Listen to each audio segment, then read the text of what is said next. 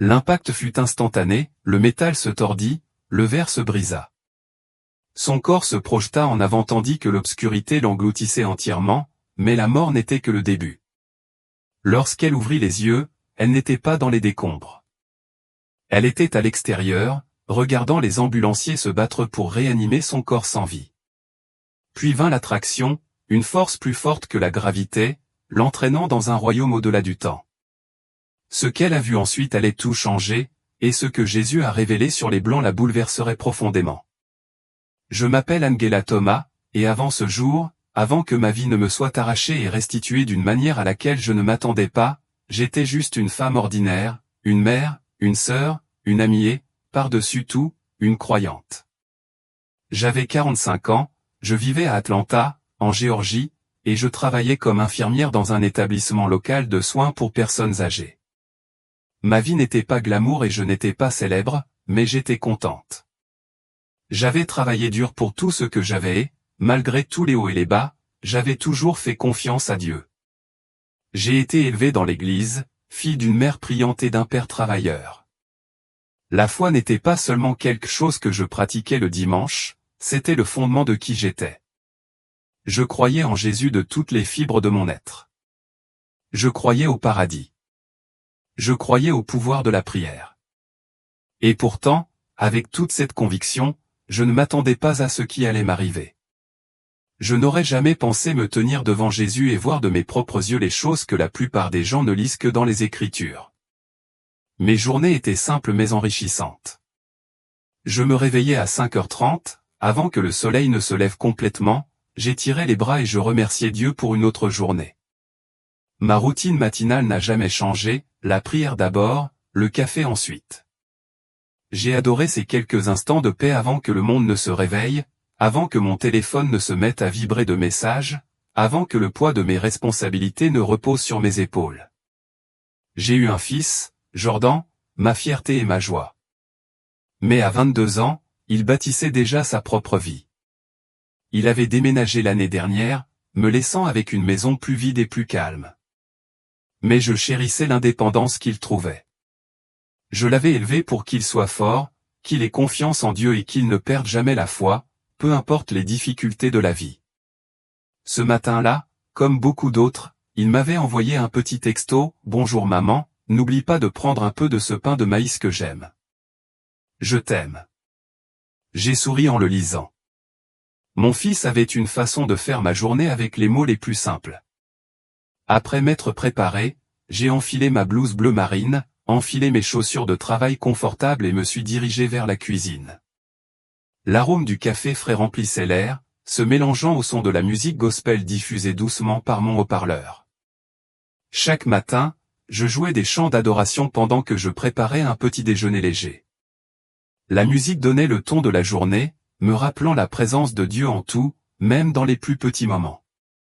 À 7h du matin, j'étais dehors et je me dirigeais vers le travail à Peachtree Senior Living, où j'étais infirmière depuis 12 ans. Prendre soin des personnes âgées était pour moi plus qu'un simple travail, c'était une vocation. Il y avait quelque chose de sacré dans le fait de prendre soin de ceux qui avaient vécu une vie bien remplie, qui avaient des histoires à raconter, de la sagesse à partager.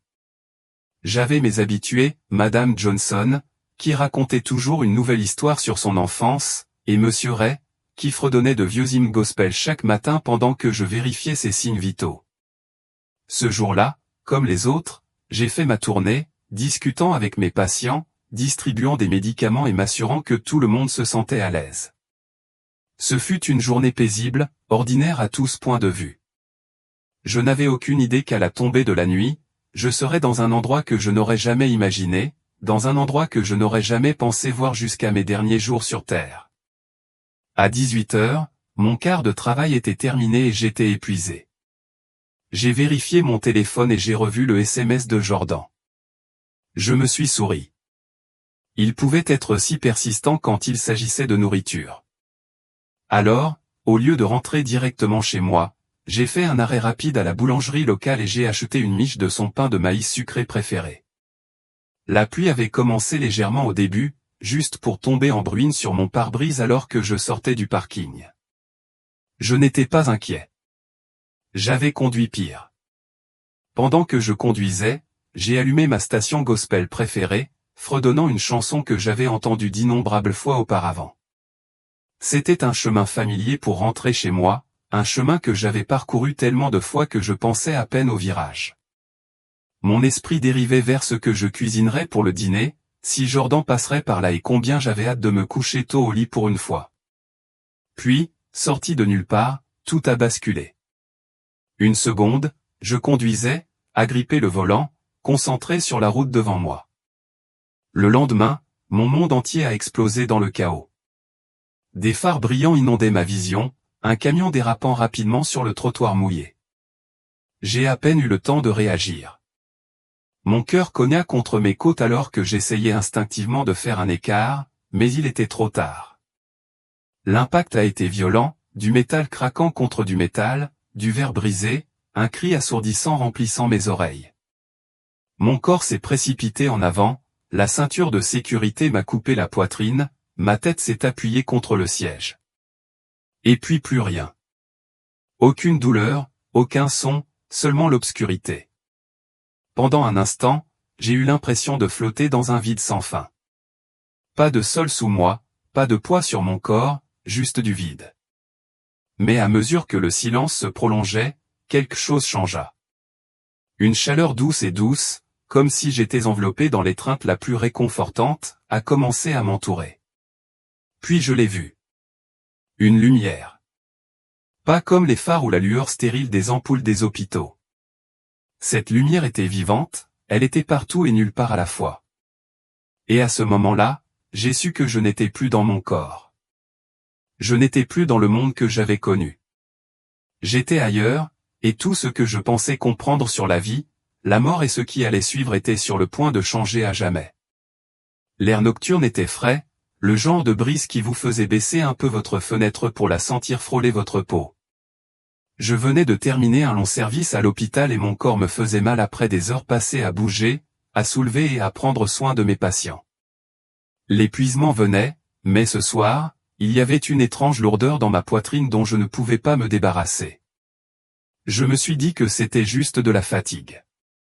J'ai tourné sur l'autoroute, ma station gospel préférée bourdonnant doucement en arrière-plan. Les lampadaires projetaient une lueur rythmée le long de la route et pendant un instant, je me suis senti en paix. Je pensais au sourire de mon fils lorsqu'il a vu le cordonnier aux pêches que j'avais acheté pour lui, à la façon dont ma grand-mère chantait dans la cuisine lorsqu'elle cuisinait. Je ne savais pas que ce seraient mes dernières pensées terrestres. Puis c'est arrivé, un éclair de lumière, le retentissement d'un klaxon, le crissement des pneus contre le trottoir. J'ai eu le souffle coupé lorsque j'ai vu les phares venir vers moi rapidement, trop vite. Mes mains agrippèrent instinctivement le volant, mon cœur battant à tout rompre dans ma poitrine. Le temps a ralenti. J'ai eu une fraction de seconde pour réagir, mais je savais qu'au fond, je savais qu'il était trop tard. L'impact fut violent, un craquement assourdissant de métal, un éclat de verre. Mon corps a été projeté en avant alors que ma ceinture de sécurité se bloquait contre ma poitrine. La douleur éclatait partout. C'était vif comme un feu, se propageant à travers mes membres, mais seulement pour un instant. Puis tout s'est arrêté.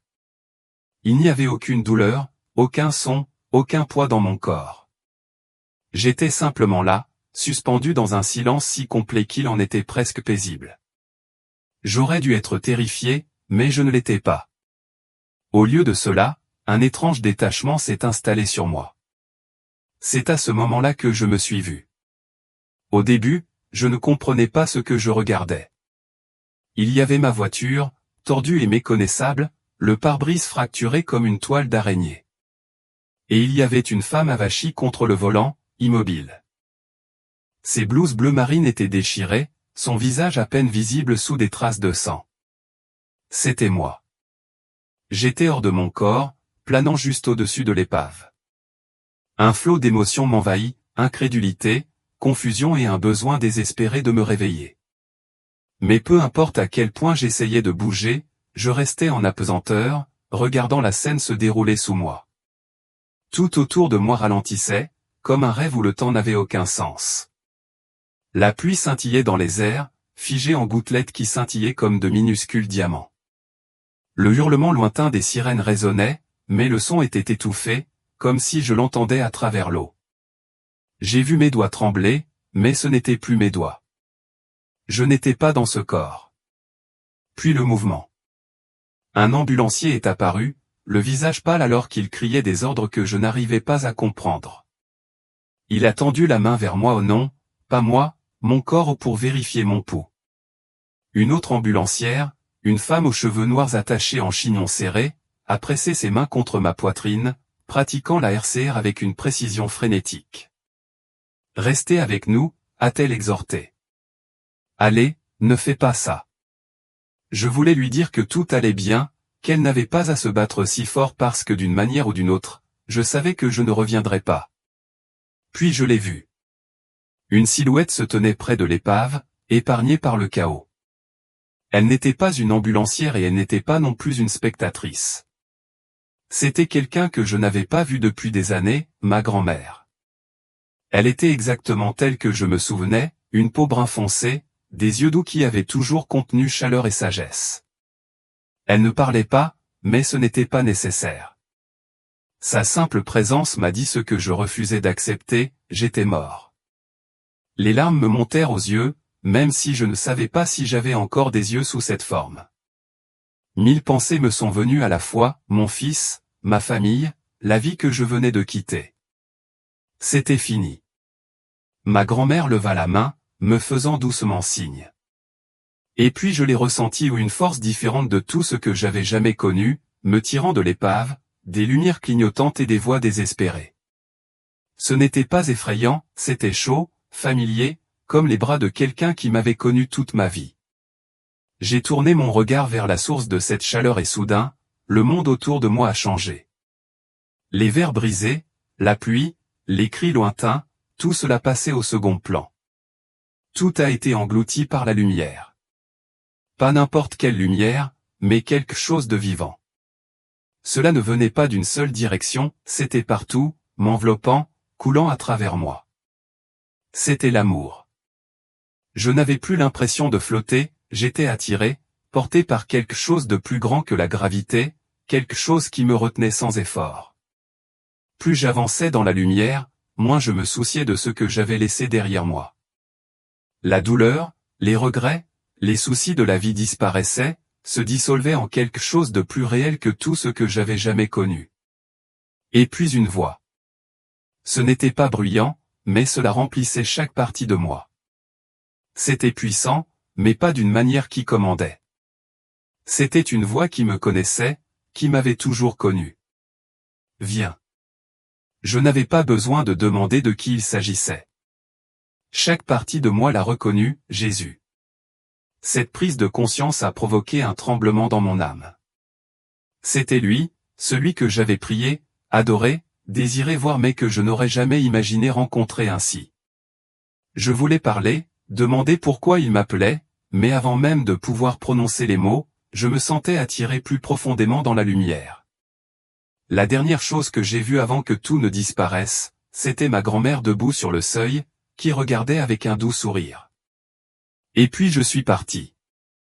Il n'y avait aucune transition, aucune sensation de franchir une porte ou de franchir un seuil. À un moment donné, je quittais le monde pour me diriger vers quelque chose de plus grand, et l'instant d'après, j'étais là. Je ne sais pas comment décrire où se trouvait, là-bas, car cela ne ressemblait à aucun endroit que j'avais jamais vu. C'était vivant. L'air lui-même scintillait, transportant une chaleur qui n'était pas seulement de la chaleur, c'était l'amour, rayonnant par vagues qui m'enveloppaient, s'infiltrant dans chaque partie de mon être. Je me sentais entier, plus entier que je ne l'avais jamais ressenti dans la vie. Chaque inquiétude, chaque regret, chaque peur qui pesait sur moi avait disparu, dépouillé comme la poussière dans le vent. J'ai regardé autour de moi, essayant de donner un sens à ce qui m'entourait, mais plus j'essayais de le saisir, plus je réalisais que ce n'était pas censé être compris en termes terrestres. Les couleurs étaient riches, plus profondes, comme si chaque nuance possédait sa propre mélodie. Je n'étais pas sur un sol solide, mais je ne flottais pas. Je l'étais juste. Puis je l'ai vu. Au début, ce n'était qu'une lumière, plus brillante que tout ce que j'avais jamais connu, mais cela ne me faisait pas mal aux yeux. Ce n'était pas aussi dur que les phares qui m'avaient aveuglé avant l'accident. C'était doux, invitant, mais plus puissant que tout ce que je pouvais imaginer. La lumière a changé et soudain, il se tenait là, Jésus. Au moment où mes yeux ont rencontré les siens, mon âme a su. Il n'y avait aucun doute, aucune hésitation. C'était celui à qui j'avais prié, celui que j'avais adoré, celui à qui j'avais parlé à voix basse quand personne d'autre ne pouvait entendre. Il n'était pas seulement un personnage dans la Bible. Il n'était pas seulement un sauveur lointain. Il me connaissait. Mes genoux se sont effondrés sous moi et je suis tombé devant lui. Non pas parce que j'y étais forcé, ni à cause de la peur, mais parce qu'il n'y avait pas d'autre réponse. Chaque partie de moi reconnaissait sa puissance, sa sainteté, son amour. Je n'avais jamais connu un amour pareil auparavant. Ce n'était pas seulement de l'affection, ce n'était pas seulement de la gentillesse. C'était complet. Je me sentais comme un enfant perdu enfin retrouvé, un voyageur fatigué s'effondrant dans les bras de quelqu'un qui attendait depuis toujours.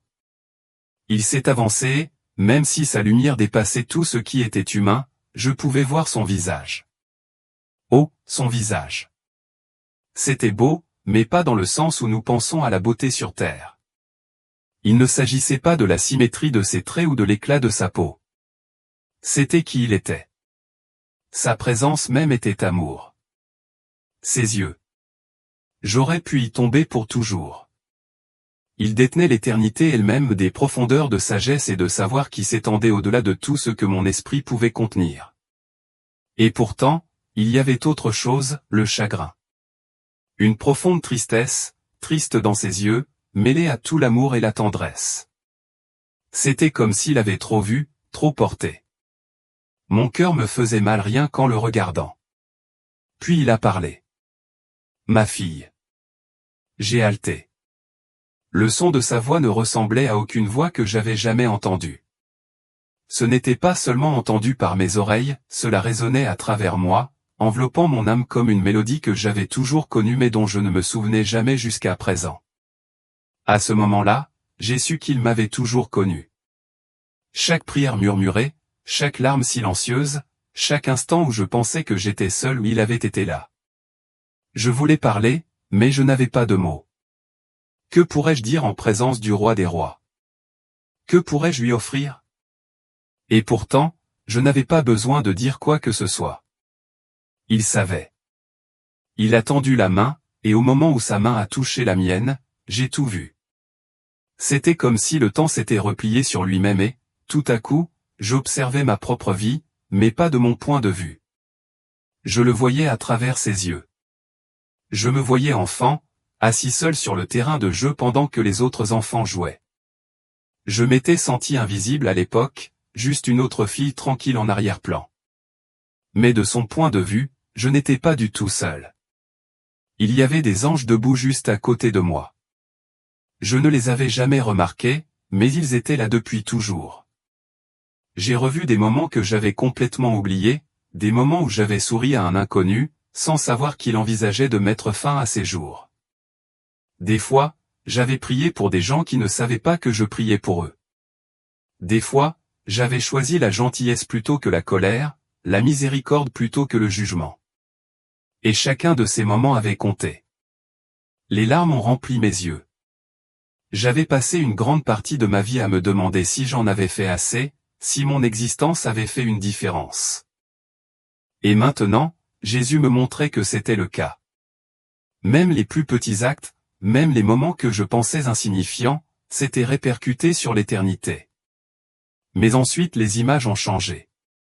J'ai vu des moments de douleur, des moments où je m'étais senti complètement abandonné. Quand ma mère était morte, quand je m'étais endormi en pleurant après le départ de mon mari, quand je me demandais si Dieu m'avait entendu. Et à chacun de ces moments, Jésus avait été là. Je l'ai vu debout dans la pièce alors que je pleurais sur mon oreiller. Je l'ai vu à côté de moi à l'hôpital lorsque je me sentais le plus seul. Je l'ai vu me tendre la main, attendant que je me tourne vers lui. Je n'avais jamais été seul, pas une seule fois. Je le regardais, ma vision brouillée par les larmes. Seigneur, je ne savais pas. Sa main reposait sur mon épaule, ferme et sûre. Je ne t'ai jamais quitté, ma fille, et je ne le ferai jamais. Un sanglot m'arracha la gorge. J'avais passé toute ma vie à l'aimer, à le chercher. Pourtant, je réalisais maintenant que je n'avais qu'entrevu le bord de son amour. C'était plus profond, plus large, plus infini que je n'aurais jamais pu l'imaginer. Et pourtant, il y avait toujours cette tristesse dans ses yeux. Pourquoi, murmurai-je. Pourquoi ressembles-tu à ça? Pourquoi es-tu triste? Jésus expira et le poids de son chagrin semblait se presser contre moi. Parce que mon peuple ne voit pas, parce qu'il ne comprend pas la bataille qui se déroule autour de lui. J'ai senti un changement dans l'air, un mouvement qui a fait trembler mon esprit. Il y en avait plus. Il y avait quelque chose qu'il devait me montrer. Je n'étais pas sûr d'être prêt, mais je savais que je devais le voir. Jésus m'a regardé dans les yeux, son regard fixe et plein d'amour, mais empreint d'urgence. Il y a quelque chose que tu dois voir. En un instant, tout a changé autour de nous. Au moment où Jésus a prononcé ces mots, il y a quelque chose que vous devez voir, l'atmosphère autour de nous a changé. La lumière brillante qui m'enveloppait s'est estompée et une nouvelle vision s'est déroulée devant mes yeux. Je n'étais plus debout dans le rayonnement de sa présence mais planais au-dessus de la terre, regardant les scènes se dérouler comme des images projetées sur une toile invisible. Je n'ai pas seulement vu le monde, j'y ai vu. Non pas avec les yeux des humains, mais à travers les yeux de l'esprit. Ce que j'ai vu m'a profondément secoué. Devant moi se trouvait une foule immense de gens, des millions, peut-être des milliards, qui traversaient la vie sans se rendre compte de ce qui les entourait. J'ai vu des hommes et des femmes de toutes races, de tous horizons, porter des fardeaux invisibles. Certains étaient lourds de chagrin, d'autres d'amertume, certains de colère et d'autres encore de culpabilité. Ces fardeaux s'accrochaient à eux comme des chaînes, les liant d'une manière qu'ils ne pouvaient pas voir. Puis j'ai vu ce qui les retenait réellement captifs. Des silhouettes sombres et obscures se déplaçaient parmi eux, invisibles aux yeux humains. Ces êtres chuchotaient, semant les graines de la division et de la tromperie. Ils n'ont pas crié, ils n'ont pas utilisé la force. Au lieu de cela, ils nourrissaient les gens de pensées ou de suggestions discrètes qui s'inscrivaient dans leur cœur comme des vignes pour les noirs. Ils ont chuchoté, vous ne serez jamais vraiment valorisé. Vous serez toujours considéré comme inférieur. Accrochez-vous à votre douleur. Ne pardonnez jamais. Aux blancs, ils murmuraient, vous êtes coupable depuis votre naissance. Vous ne pourrez jamais en faire assez pour rattraper le passé. Vous avez une dette que vous ne pourrez jamais rembourser. J'ai vu comment ces mensonges se sont répandus comme une traînée de poudre. Les hommes et les femmes noirs, accablés par des siècles d'injustice, portaient des blessures qui n'avaient jamais guéri.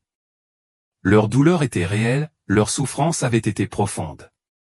Mais au lieu d'être conduits vers la guérison, ils étaient conduits vers la colère, le ressentiment et un cycle perpétuel de manque de pardon. Les hommes et les femmes blancs, confus et accablés, portaient une honte qui n'était pas la leur. On leur a dit que leur existence même était une offense et que quoi qu'ils fassent, cela ne suffirait jamais. Certains se turent, ayant peur de parler. D'autres se sont mis en colère, irrités par le blâme qui leur était imputé. D'autres ont essayé sans cesse d'expier, cherchant la rédemption dans un système qui ne l'offrirait jamais. Malgré tout cela, l'ennemi a ri. Je me suis tourné vers Jésus, le cœur brisé à cette vue. « Seigneur, murmurai-je, pourquoi cela arrive-t-il » Il m'a regardé, les yeux remplis d'une profonde tristesse. Parce qu'il ne voit pas. Il m'a tendu la main et soudain, j'ai vu l'histoire elle-même se dérouler devant moi. J'ai vu les origines de l'esclavage brutal des hommes et des femmes africains, leurs souffrances, leurs cris de liberté. J'ai vu des champs de plantation, des chaînes, des liens, des familles déchirées. J'ai ressenti le poids de leur chagrin, l'angoisse insupportable qu'ils ont endurée. Puis j'ai vu la guerre civile, les abolitionnistes, ceux qui se sont battus et sont morts pour mettre fin au fléau de l'esclavage. J'ai vu d'anciens esclaves apprendre à lire, bâtir des communautés et lutter pour quelque chose de mieux. J'ai vu les lois de Jim Crow, la ségrégation, les lynchages, la haine se perpétuait à travers les générations. J'ai vu des marches pour les droits civiques, des manifestations, des victoires, des revers, la lutte sans fin pour la justice et la dignité. Et puis j'ai vu les temps modernes, la façon dont la douleur raciale avait évolué non pas sous la forme de fouet et de chaînes, mais à travers les mots, les récits et la manipulation. Dans tout cela, j'ai vu la main de l'ennemi à l'œuvre. Jésus s'est tourné vers moi et m'a dit, la douleur était réelle, la souffrance était réelle, mais la division qui a été organisée. J'ai halté. Qui a fait ça?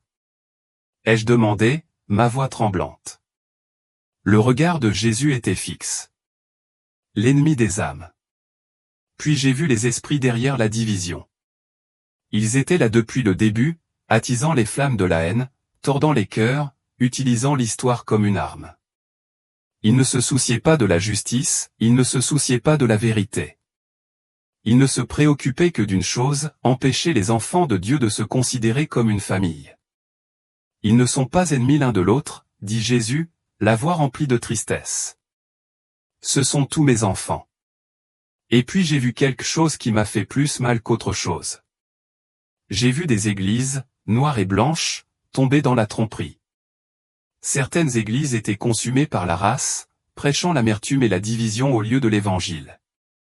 Ils avaient fait de la race une idole, plaçant l'identité dans la couleur de la peau plutôt que dans le Christ.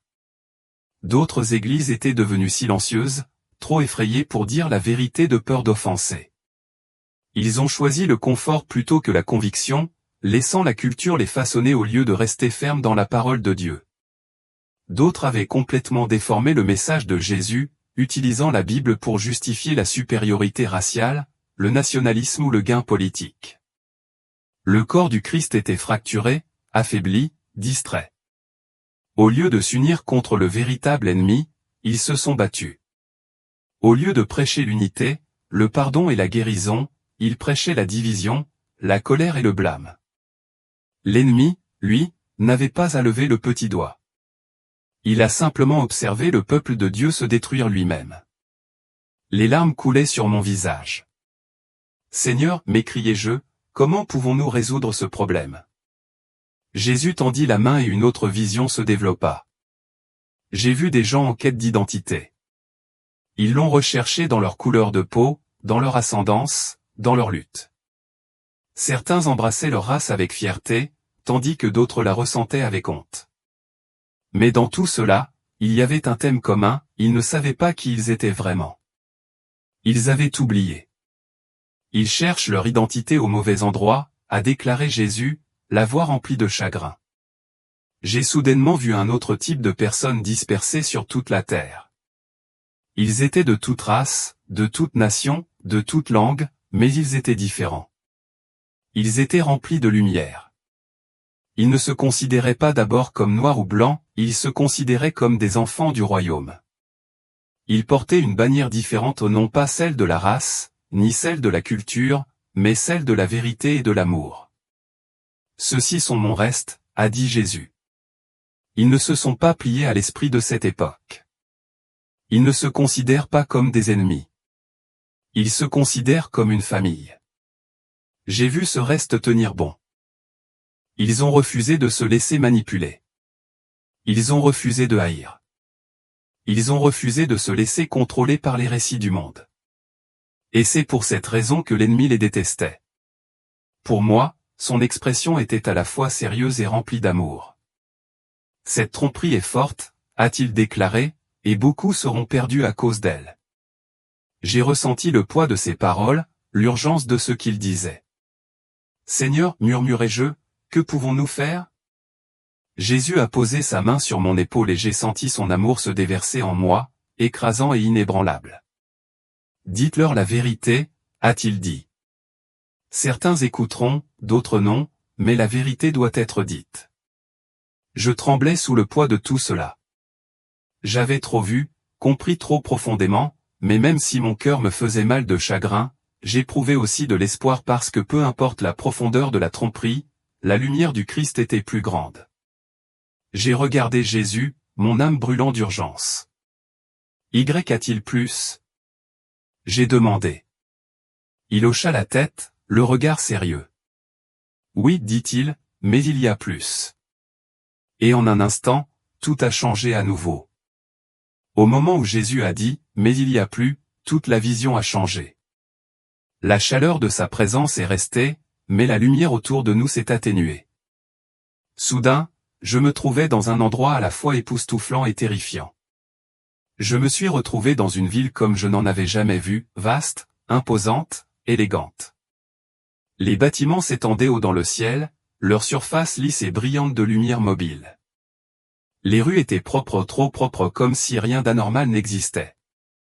Il n'y avait aucune voiture visible, aucun signe d'individualité humaine. Mais ce qui m'a le plus perturbé, ce n'est pas l'architecture, c'était le peuple. Des centaines, des milliers de personnes se déplaçaient dans les rues, marchant tout en parfaite harmonie, silencieuses, sans émotion. Leurs yeux étaient vides, regardant droit devant eux alors qu'ils suivaient une directive invisible. Leur visage était lisse, sans inquiétude, sans colère, sans rien. Au début, je pensais qu'ils avaient trouvé la paix, mais ensuite j'ai remarqué qu'il manquait quelque chose. Personne ne parlait. Il n'y avait pas de rire, pas de conversation, pas d'enfants qui jouaient. Les gens se croisaient comme si personne d'autre n'existait. Les familles étaient assises dans les restaurants, mais au lieu de parler, elles regardaient fixement les écrans invisibles projetés devant elles. Je me tournai vers Jésus, ma poitrine se serrant d'inquiétude. Quel est cet endroit? Son visage était solennel. C'est le monde tel qu'il sera s'il ne se réveille pas, a-t-il déclaré. J'ai regardé de plus près et j'ai remarqué quelque chose d'encore plus inquiétant. Chaque personne avait quelque chose d'incrusté dans la main droite, un petit implant brillant juste sous la peau. Certains l'avaient également sur le front, palpitant d'une étrange lumière bleue. J'ai vu un homme entrer dans un bâtiment. Il n'y avait ni porte, ni caisse enregistreuse, juste un petit panneau élégant. Il leva la main, l'implant brillait plus fort pendant une seconde, puis il entra. J'ai vu une autre personne acheter de la nourriture de la même manière. Pas d'argent, pas de carte de crédit, juste un geste de la main et la transaction était terminée. Il n'y a eu aucune protestation, personne ne l'a remis en question. Il l'avait accepté volontiers. Jésus a parlé à côté de moi, sa voix remplie de tristesse. C'est ainsi qu'ils y seront conduits, étape par étape. D'abord, ils rendront cela pratique. Ensuite, ils le rendront nécessaire. Et enfin, ils le rendront obligatoire. Un brusque changement dans l'air me fit lever les yeux, et ce que je vis ensuite fit trembler mon esprit. Une image holographique massive remplit le ciel. C'était le visage d'un homme, beau, charismatique, souriant avec confiance. Il parlait d'une voix chaleureuse, rassurante et autoritaire. Les gens en bas se sont arrêtés et ont levé les yeux avec admiration. Leurs yeux étaient remplis de confiance, de dévouement. Je ne pouvais pas entendre ses paroles exactes, mais je sentais ce qu'il disait. Il promettait l'unité, la paix et la sécurité. Il était la réponse que le monde attendait et les gens l'adoraient. La voix de Jésus était ferme. C'est celui-là qu'ils suivront. J'ai senti mon souffle se couper. Qui est-il? L'expression de Jésus s'assombrit. Le trompeur. Il ne viendra pas avec la force, mais avec la persuasion. Il sera aimé, digne de confiance, et à travers lui, ils accepteront les chaînes qui les asserviront. J'ai regardé les gens en noir, blanc, de toutes les races. Il n'y avait ni division, ni haine. Ils étaient finalement unifiés, mais ce n'était pas une véritable unité. C'était le contrôle. Ils n'avaient pas choisi la paix, il avait été choisi pour eux. Les larmes me brûlaient les yeux. Seigneur, où est ton Église? Où est ton peuple? Les yeux de Jésus s'alourdirent de tristesse. Ensuite, j'ai vu des églises, des méga-églises, de petites congrégations, des dirigeants chrétiens bien connus toutes debout devant des foules de gens. Mais il ne les prévenait pas. Il l'adoptait. Les pasteurs montaient en chair, approuvant la technologie, la qualifiant de provision de Dieu pour un monde nouveau. J'ai vu un prédicateur lever les mains, la voix remplie d'enthousiasme. C'est ainsi que nous avançons. C'est la façon dont Dieu connecte son peuple, pour s'assurer que personne ne soit laissé pour compte. La congrégation a applaudi. Je me sentais malade. Je me tournai vers Jésus, ma voix étant à peine un murmure. Seigneur, pourquoi font-ils ça? Ne voient-ils pas? Sa voix était lourde. Parce qu'ils ne me le demandent pas. Ils font confiance à la sagesse du monde plutôt qu'à la mienne. Ils suivent celui qui parle avec leurs oreilles qui démangent, voulant entendre. J'ai vu des gens qui portaient autrefois la lumière du Christ la perdre, engloutis par la tromperie non pas parce qu'ils détestaient Dieu, mais parce qu'ils pensaient qu'ils le suivaient toujours. Mon esprit tremblait de chagrin. J'avais envie de courir dans les rues, de crier, de les réveiller. Mais ils ne pouvaient pas m'entendre, ils étaient allés trop loin. Je me suis retourné vers Jésus, la voix brisée. Seigneur, n'y a-t-il aucun espoir? Pour la première fois, j'ai vu autre chose dans ses yeux, du feu. Il a levé la main et j'ai vu de petites poches de lumière dispersées sur la terre. Tout le monde ne s'était pas incliné. Tout le monde n'a pas été trompé. J'ai vu les croyants du reste, cachés du monde, leur foi inébranlable. Ils ont refusé les implants, ont refusé de se plier au système. Et même s'ils étaient peu nombreux, leur lumière était aveuglante. Ce sont mes guerriers, dit Jésus. Ils n'ont pas besoin d'épée ni d'armes. Leur arme est la vérité. J'ai vu ces croyants tenir bon. Même si le monde les détestait, ils n'ont pas hésité. Et à cause de cela, les ténèbres ne pouvaient pas les atteindre. Jésus s'est tourné vers moi, son expression à la fois triste et pleine d'urgence. S'ils ne se réveillent pas, voilà ce qui arrivera. Ces paroles se sont installées dans mon esprit comme le tonnerre. Cet avenir n'était pas lointain. Cela avait déjà commencé. Je les regardais, mon âme brûlant de désespoir.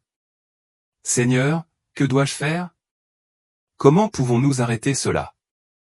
Jésus a posé sa main sur mon épaule et instantanément, son amour s'est déversé en moi, intrépide et inébranlable. Dites-leur, dit-il. J'ai avalé la boule dans ma gorge. Et s'ils n'écoutent pas? Ses yeux contenaient l'éternité. Certains écouteront, d'autres non, mais la vérité doit être dite. Et juste comme ça, la vision s'est évanouie. Au moment où les paroles de Jésus se sont installées dans mon esprit, la vision a de nouveau changé. La ville, la tromperie, les gens sous contrôle, tout s'est évanoui. Je me suis retrouvé dans un endroit différent de tout ce que j'avais jamais vu. C'était vaste, dépassant ma capacité de compréhension. Pourtant, il n'y avait ni mur, ni plafond, juste une étendue de lumière et de chaleur qui palpitait comme un battement de cœur. L'air lui-même semblait vivant, bourdonnant d'une présence que je ne pouvais pas décrire. Et puis, je les ai vus. Des milliers, des millions d'âmes rayonnantes, chacune scintillant d'un éclat unique. Certaines clignotaient comme des flammes de bougies aux petites et régulières. D'autres brillaient brillamment, comme si leur lumière pouvait percer les cieux eux-mêmes. Ils n'étaient pas encore revêtus de chair, mais ils étaient pleins de sens, pleins de potentiel divin. Je savais sans qu'on me le dise qu'il s'agissait des enfants à naître. C'étaient ceux qui attendaient d'entrer dans le monde. Jésus se tenait à côté de moi, son expression tendre mais solennelle. Chacun est envoyé dans un but précis, a-t-il déclaré. Chacun porte un don destiné à changer le monde. J'ai regardé les âmes bouger, impatientes, dans l'attente. Certains brillaient si fort que je savais qu'ils avaient été appelés à accomplir de grandes choses pour le royaume. D'autres portaient des lumières plus douces, destinées à des actes d'amour discrets mais puissants. Mais ensuite la lumière autour d'eux a changé. Une brume sombre commença à se former, s'enroulant sur les bords comme une ombre rampant inaperçue.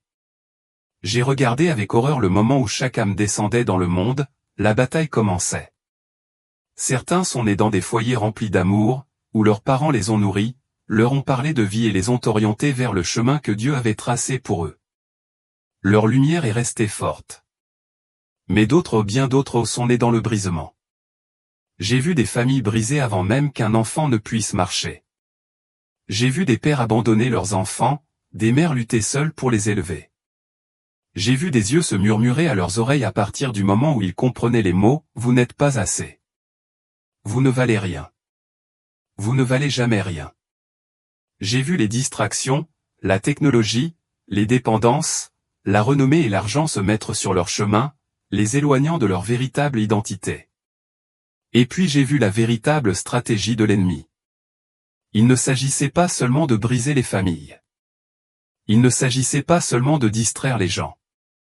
Il s'agissait de voler leur identité avant qu'ils. Pourraient-ils jamais savoir qui ils étaient en Christ s'ils ne savent pas qui ils sont? Jésus a dit qu'ils sont faciles à contrôler. Le poids de ces paroles s'est profondément ancré dans mon âme. C'était la plus grande arme de l'ennemi, ni les chaînes, ni la violence, mais la confusion.